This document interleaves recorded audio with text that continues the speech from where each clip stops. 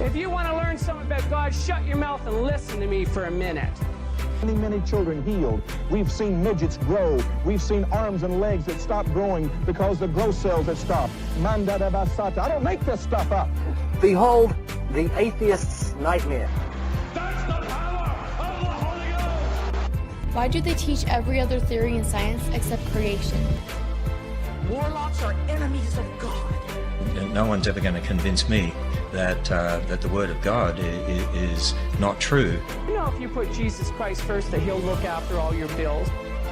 And so the devil said, okay, it's a deal. And if you want to tell me how to live my life, it better line up with the Word of God or shut your mouth. I'm loaded. I'm pregnant with miracles. What do you believe? Send us the cash. Welcome to the Bible Dumb Podcast. This is the podcast where two atheists read the Bible from Genesis to Revelation. I'm Davey Hell. I'm Jessie Hell. We are back for a second reading from the book of Second Kings. I heard it that time. So I don't think we encountered any kings in our first reading. Okay. We just had the two prophets, Elijah and Elisha. Elijah had the superpowers where he could fly around in a whirlwind and throw fireballs and kill people. And then Elisha had the ability to talk to bears. Oh, yeah. Actually, he just prayed to God and God sent the bears. The bears tore up those bad kids. Those bad, mean kids that called him bald. Pretty extreme. I've been thinking about that story all week. And that seems like one people should talk about. That was a new one. I'd never heard that one before. Yeah, me either. That was crazy. Doesn't seem like something God should do. Kill children with bears. It's fine. All right. We ready? Ready. Ready for some Bibling? I guess so. All right. Chapter 4. Now there cried a certain woman of the wives of the sons of the prophets unto Elisha, saying, Thy servant my husband is dead, and thou knowest that thy servant did fear the Lord. And the creditor is come to take unto him my two sons to be bondmen. And Elisha said unto her, What shall I do for thee? Tell me, what hast thou in the house? And she said, Thine handmaid hath not anything in the house, save a pot of oil. Then he said, Go, borrow thee vessels abroad of all thy neighbors, even empty vessels, borrow not a few. And when thou art come in, thou shalt shut the door upon thee and upon thy sons, and shalt pour out into all those vessels, and thou shalt set aside that which is full. So she went from him, and shut the door upon her, and upon her sons, who brought the vessels to her, and she poured out. And it came to pass, when the vessels were full, that she said unto her son, Bring me yet a vessel. And he said unto her, There's not a vessel more. And the oil stayed. Then she came and told the man of God, and he said, Go, sell the oil, and pay thy debt, and live thou and thy children of the rest. What? So she had one pot of oil, and she collected all the pots in town, and then all of a sudden they were all filled with oil? Yeah, because all she had was oil, but she had no pots to put it in. Didn't have pot to piss in? Okay. Good on her, That's I weird. guess. I don't know. That's weird. Okay. And it fell on a day that Elisha... What does this have to do with kings? I have no idea. How is this relevant? Who's doing this? Nobody's doing this. I don't know, and who gives a shit? I don't understand. So there's got to be a moral of this story, right? I guess. If you're But what is nice it? to God, he'll give you oil. And it fell on a day that Elisha passed to Shunem, where was a great woman, and she constrained him to eat bread. And so it was that, as oft as he passed by, he turned in thither to eat bread. And she said unto her husband, Behold now, I perceive that this is a holy man of God, which passeth by us continually. Let us make a little chamber, I pray thee, on the wall, and let us set for him there a bed, and a table, and a stool, and a candlestick. And it shall be, when he cometh to us, that he shall turn in thither. And it fell on a day that he came thither. And he turned into the chamber, and lay there. And he said to Gehazi, his servant, Call the Shunammite. And when he had called her, she stood before him. And he said unto him, Say now unto her, Behold, thou hast been careful for us with all this care. What is to be done for thee? Wouldest thou be spoken for to the king, or to the captain of the host? And she answered, I dwell among mine own people. And he said, What then is to be done for her? And Gehazi answered, Verily, she hath no child, and her husband is old. And he said, Call her. And when he had called her, she stood in the door. I wonder what's gonna happen. I kind of have a feeling I know. I think, quote unquote, God, it might impregnate this woman. Mm-hmm. And he said, About this season, according to the time of life, thou shalt embrace a son.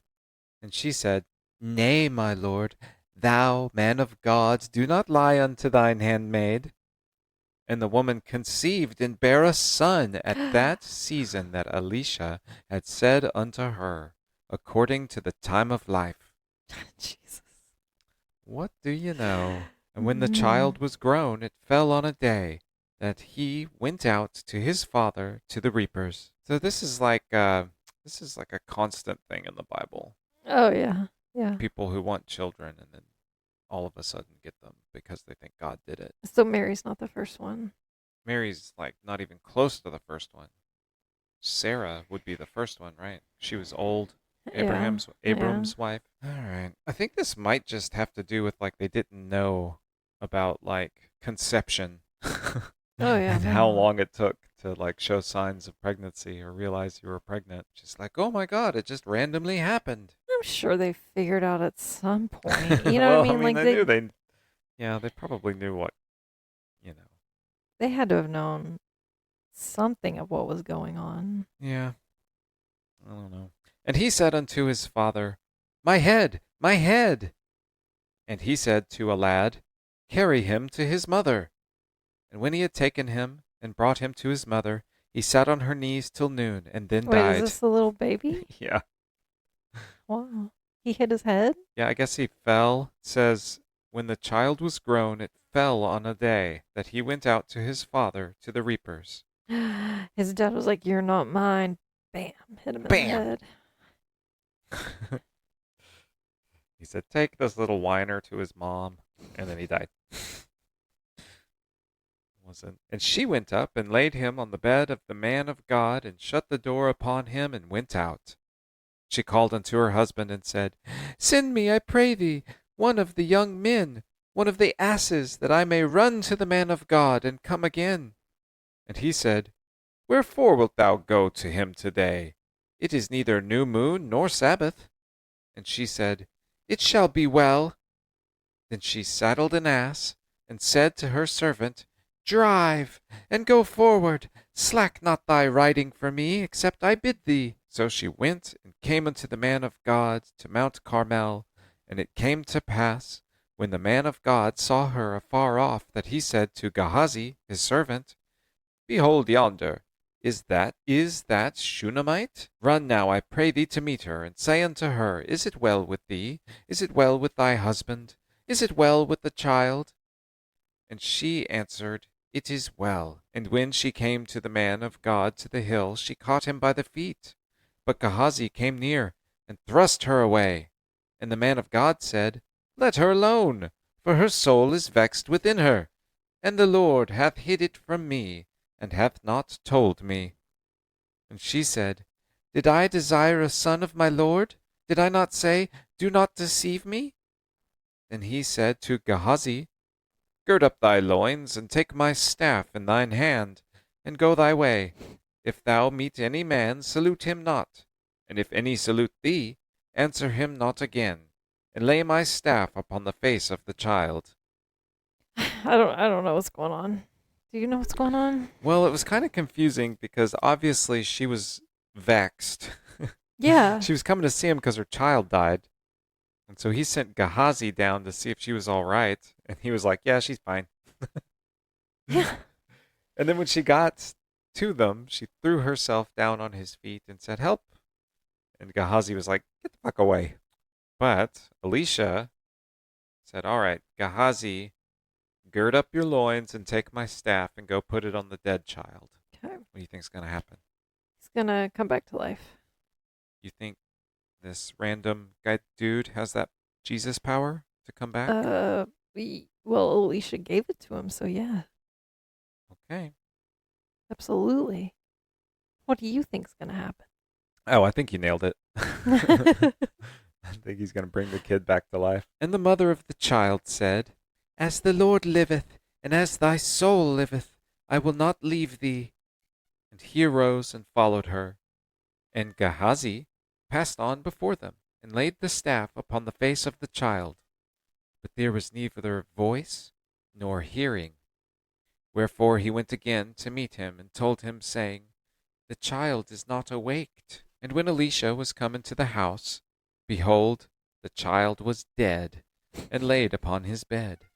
He went in therefore, and shut the door upon them twain, and prayed unto the Lord. And he went up and lay upon the child, and put his mouth upon his mouth. CPR. Yes. And his eyes upon his eyes, and his hands upon his hands, and stretched himself upon the child. And That's not part of it. And the flesh of the child waxed warm. That is not any part of the CPR I was taught. I am PALS certified, and that is not part of it. Then he returned and walked in the house to and fro, and went up and stretched himself upon him. And the child sneezed 7 times, and the child opened his eyes. Oh, Oh my gosh. nice. And he called Gehazi and said, "Call this Shunammite." So he called her, and when she was come in unto him, he said, "Take up thy son." Then she went in and fell at his feet, and bowed herself to the ground, and looked up, and took up her son, and went out. Then she went in and fell at his feet, and bowed herself to the ground, and took up her son, and went out. And Elisha came again to Gilgal, and there was a dearth in the land. And the sons of the prophets were sitting before him, and he said unto his servant, "Set on the great pot and seethe pottage for the sons of the prophets." Okay. Okay. All right. That's not Before what I we thought it go was on, gonna let's just touch bases real quick on his method of raising this kid from the dead. Just like splaying out on top of him. Yeah. And the kid sneezed 7 times. Interesting detail. All right, so he's going to do his pot trick again. He went and got all the pots. And one went out into the field to gather herbs, and found a wild vine, and gathered thereof wild gourds, his lap full, and came and shred them into the pot of pottage, for they knew them not. So they poured out for the men to eat. And it came to pass, as they were eating of the pottage, that they cried out and said, "O thou man of God, there is death in the pot." And they could not eat thereof. But he said, "Then bring meal." And he cast it into the pot, and he said, "Pour out for the people, that they may eat." And there was no harm in the pot. I wonder what the death in the pot was. So there's just like a dead rat in there or something? I don't know. I don't know. That's weird. And there came a man from Baal Sha'alisha, that brought the man of God bread and first fruits, 20 loaves of barley, and full ears of corn in the husk thereof. And he said, "Give unto the people, that they may eat." And his servitor said, "What? Should I set this before 100 men? He said again, "Give the people, that they may eat. For thus saith the Lord, they shall eat, and shall leave thereof." So he set it before them, and they did eat, and left thereof, according to the word of the Lord. Okay. I just feel like they don't even know what they're saying anymore. Yeah, it doesn't make a whole lot of sense. But I think what I was kind of struck by here is it seems like he's just doing all the same miracles Jesus did. Like he's bringing somebody back from the dead. He's like multiplying the food for many people. He's like getting rid of the diseased stuff in the pot.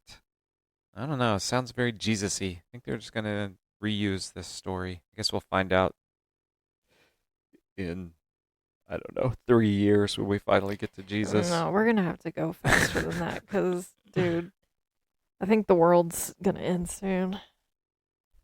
What? We are headed on a collision course. Yeah, we're kind of headed We're gonna- backwards a little bit, but that doesn't mean. Politically and just the weather. Yeah. We're gonna burn up and wash away. Yeah. Maybe. God doesn't see that rainbow. We might. We'll see. We'll see how long we got. We may have 3 years. Look, what have we done? Like, how long have we been doing this? A year and a half? 1 Yeah, year? something like that. I don't I know. don't know. We're about like halfway through. We're pretty good. We're more than a fourth of the way. We're almost halfway. 2/3? No, not 2/3. I don't know. I was having fun when we were in Judges, but Kings Yeah. has been brutal. Maybe Chronicle. Is it Chronicles? Chronicles is the Maybe one that's that'll be supposed better. to kick ass. That'll give us all the details. Yeah, Chronicles is supposed to be cool if you believe what's written in Kings, but not if you look at Chronicles. Yeesh. Don't. All right, chapter 5. Now, Naaman, captain of the host of the king of Syria, was a great man with his master, and honorable, because by him the Lord had given deliverance unto Syria. He was also a mighty man in valor, but he was a leper. And the Syrians had gone out by companies, and had brought away captive out of the land of Israel a little maid, and she waited on Naaman's wife. And she said unto her mistress, Would God my Lord were with the prophet that is in Samaria, for he would recover him of his leprosy. And one went in and told his Lord, saying, Thus and thus, and the maid that is of the land of Israel. Thus and thus said the maid that is of the land of Israel. And the king of Syria said, Go to, go, and I will send a letter unto the king of Israel. And he departed, and took with him 10 talents of silver, and 6,000 pieces of gold, and 10 changes of raiment. And he brought the letter to the king of Israel, saying, Now, when this letter is come unto thee, behold, I have therewith sent Naaman my servant to thee, that thou mayest recover him of his leprosy. And it came to pass, when the king of Israel had read the letter, that he rent his clothes, and said, Am I God, to kill and to make alive, that this man doth send unto me to recover a man of his leprosy? Wherefore consider, I pray you, and see how he seeketh a quarrel against me. And it was so, when Elisha, the man of God, had heard that the king of Israel had rent his clothes, that he sent to the king, saying, Wherefore hast thou rent thy clothes?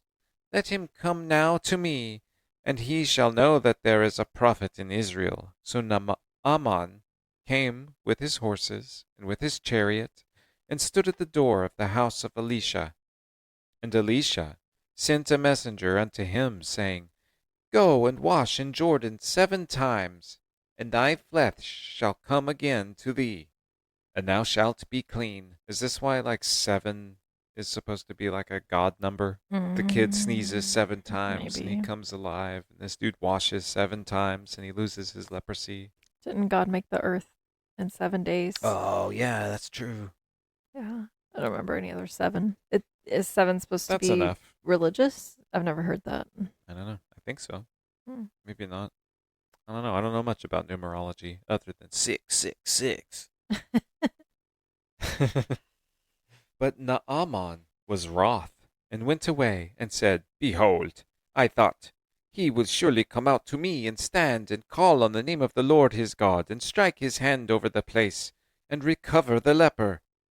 Are not Abana and Pharpar, rivers of Damascus, better than all the waters of Israel? May I not wash in them, and be clean? So he turned away in a rage. And his Why servants, is he mad? he wanted him to just heal him right away.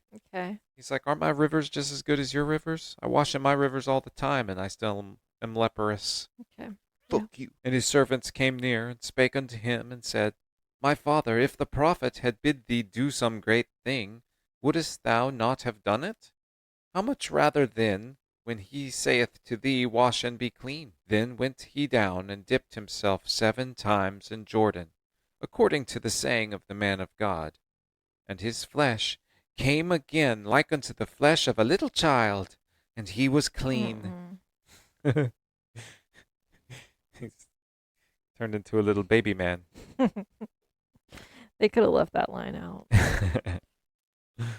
And he returned to the man of God, and he returned to the man of God, he and all his company, and came and stood before him, and he said, Behold, now I know that there is no God in all the earth but in Israel.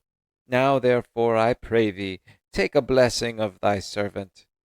But he said, As the Lord liveth, before whom I stand, I will receive none. And he urged him to take it, but he refused. And Naaman said, Shall there not then, I pray thee, be given to thy servant 2 mules' burden of earth? For thy servant will henceforth offer neither burnt offerings nor sacrifice unto other gods, but unto the Lord. I thought we weren't doing that anyway. Yeah, we are. What do you mean? I thought we weren't supposed to be offering anything to other gods. Well, this dude's not even in Israel. This dude's in Syria. This is Naaman is the Syrian king. Okay. Oh, so things are just spreading. Okay. Or he's a captain, not a king. In this thing the Lord pardon thy servant, that when my master goeth into the house of Rimmon to worship there. What? I just said there, funny. And he leaneth on my hand, and I bow myself in the house of Rimmon. When I bow down myself in the house of Rimmon, the Lord pardon thy servant in this thing. And he said unto him, Go in peace. So he departed from him a little way. But Gehazi, the servant of Elisha, the man of God, said, Behold, my master hath spared Naaman, this Syrian, in not receiving at his hands that which he brought. But as the Lord liveth, I will run after him, and take somewhat of him. So Gehazi followed after Naaman. And when Naaman saw him running after him, he lighted down from the chariot to meet him, and said, Is all well? And he said, All is well. My master hath sent me, saying, Behold, even now there be come to me from Mount Ephraim 2 young men of the sons of the prophets. Give them, I pray thee, a talent of silver, and 2 changes of garments. And Naaman said, Be content, take 2 talents. And he urged him, and bound 2 talents of silver in 2 bags, with 2 changes of garments, and laid them upon 2 of his servants, that they bear them before him. So he offered to pay Elisha and give him gifts for healing him. Elisha's like, no, none of that's necessary. But Elisha's servant's like, hey, wait a second. I mean, I could use some money. So he ran after him. He got the presents. And when he came to the tower, he took them from their hand, and bestowed them in the house, and he let the men go, and they departed. But he went in and stood before his master. And Elisha said unto him, Whence comest thou, Gehazi? And he said, Thy servant went no whither. And he said unto him, Went not mine heart with thee when the man turned again from his chariot to meet thee? Is it a time to receive money, and to receive garments, and olive yards, and vineyards, and sheep, and oxen, and men servants and maid servants? The leprosy therefore of Naaman shall cleave unto thee, and unto thy seed forever. And he went out from his presence a leper as white as snow. Oh, snap. Well, That's what he gets for being greedy. yeah. Knew there was going to be a punishment there. Yeah. All right. Sure. I guess you could. Okay. It seems like a weird story, but Oh, it's a weird story. All right. I guess you could use it. You could use it to teach greed. Yeah, you could use that one. That one doing good things for someone need not have a reward. Alicia, healing, offering free health care. And despite there not being profit, What do you know? Yeah. Wish we had free healthcare. Oh, we need free healthcare. I like how you just said that and then leaned back and closed your eyes. You knew that would be triggering for me. No, I'm just tired. I'm just tired today. I had to get up early and mow the lawn. It sucked. And we Now stayed I'm up late very last sleepy night. now that we had like a late brunch. Oh, We went and got some Just Egg and some Morning Star veggie sausage patties and biscuits and salsa. Now I'm ready for a nap. That was really good. But we got to read one more chapter of Kings. Okay. This is chapter 6. Where you going? You can go on. Where you going? And back to it. Chapter 6. Whoop, whoop. And the sons of the prophets said unto Elisha, Behold now, the place where we dwell with thee is too strait for us. Let us go, we pray thee, unto Jordan, and take thence every man a beam, and let us make us a place there where we may dwell. And he answered, Go ye. What does it mean that the place was too strait for them? I don't know. I guess Too strict? maybe. Or, Maybe. I don't know. Straight. I don't know what they could mean. And one said, Be content, I pray thee, and go with thy servants. And he answered, I will go. So he went with them, and when they came to Jordan, they cut down wood. And as one was felling a beam, the axe fell into the water.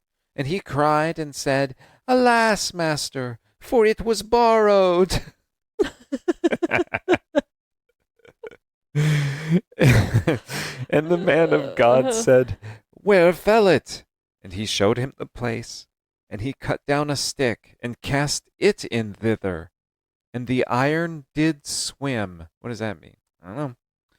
Therefore said he, Take it up to thee. And he put out his hand, and took it.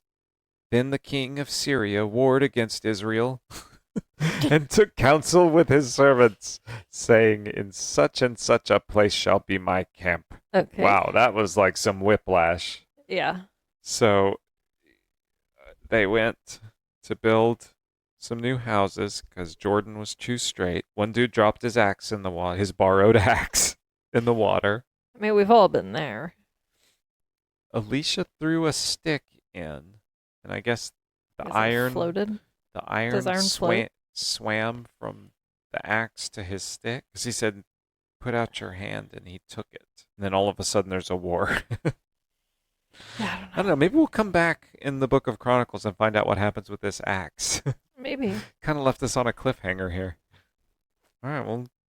And the man of God sent unto the king of Israel, saying, Beware that thou pass not such a place, for thither the Syrians are come down. And the king of Israel sent to the place, which the man of God told him, and warned him of, and saved himself there, not once, nor twice. Therefore the heart of the king of Syria was sore troubled for this thing. And he called his servants, and said unto them, Will ye not show me which of us is for the king of Israel? And one of his servants said, None, my O Lord, O king. But Elisha, the prophet that is in Israel, telleth the king of Israel the words that thou speakest in thy bedchamber. And he said, Go and spy where he is, that I may send and fetch him. And it was told him, saying, Behold, he is in Dothan. Okay. Okay. We're just going to go with it. Yeah, he's mad at him. He says that Elisha's been telling the king everything all of his secrets. Therefore sent he thither horses and chariots and a great host, and they came by night, and compassed the city about. And when the servant of the man of God was risen early and gone forth, behold, a host compassed the city both with horses and chariots. And his servants said unto him, Alas, my master, how shall we do? And he answered, Fear not, for they that be with us are more than they that be with them. And Elisha prayed, and said, Lord, I pray thee, open his eyes that he may see. And the Lord opened the eyes of the young man, and he saw. And behold, the mountain was full of horses, and chariots, and fire round about Elisha. And when they came down to him, Elisha prayed unto the Lord, and said, Smite this people, I pray thee, with blindness. And he smote them with blindness, according to the word of Elisha. And Elisha said unto them, This is not the way, neither is this the city. Follow me, and I will bring you to the man whom ye seek. But he led them to Samaria. Ha ha ha! What a prankster Elisha is. He made God turn them all blind, and then he's like, over here. And he's over here this way, guys. He went that way. And it came to pass, when they were come to Samaria, that Elisha said, Lord, open the eyes of these men that they may see. And behold, the Lord opened their eyes, and they saw. And behold, they were in the midst of Samaria. And the king of Israel said unto Elisha, when he saw them, My father, shall I smite them? Shall I smite them? He's way too excited about He's that. like, I've got a smiting ready. And he answered, Thou shalt not smite them. Oh, man. Wouldest thou smite those whom thou hast taken captive with thy sword and with thy bow? Set bread and water before them, that they may eat and drink, and go to their master. Oh, something worse is going to happen to him. They're going to get eaten by she-bears. And It's a trick. yeah. And he prepared great provision for them. And when they had eaten and drunk, he sent them away, and they went to their master. So the bands of Syria came no more into the land of Israel. Okay, I guess they survived. And it came to pass after this that Ben-Hadad, king of Syria, gathered all his host and went up and besieged Samaria. And there was a great famine in Samaria, and behold, they besieged it, until an ass's head was sold of 80 pieces of silver, and the 4th part of a cab of dove's dung for 5 pieces of silver. That's a long time to besiege a place until a dove's dung is worth 5 pieces of silver. A long time. Or a lot of dung. Yeah. And as the king of Israel was passing by upon the wall, there cried a woman unto him, saying, Help, my lord, O king!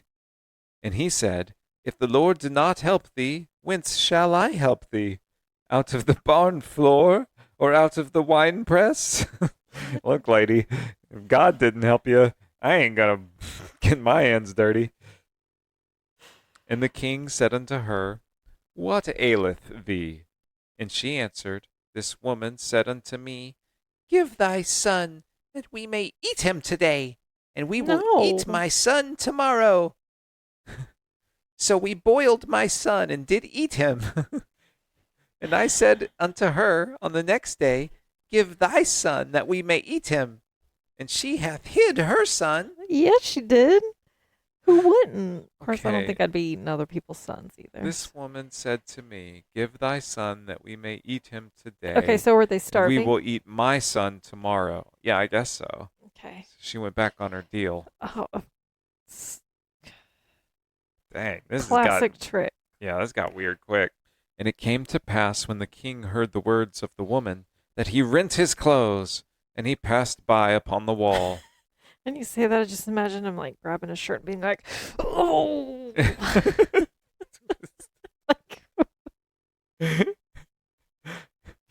And the people looked, and behold, he had sackcloth within upon his flesh. What's that?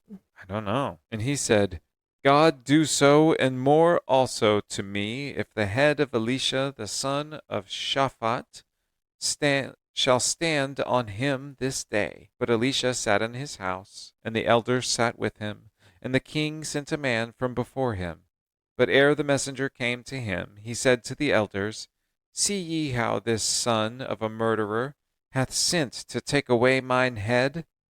Look, when the messenger cometh, shut the door, and hold him fast at the door. Is not the sound of his master's feet behind him? What? And while he yet talked with them, behold, the messenger came down unto him. And he said, Behold, this evil is of the Lord.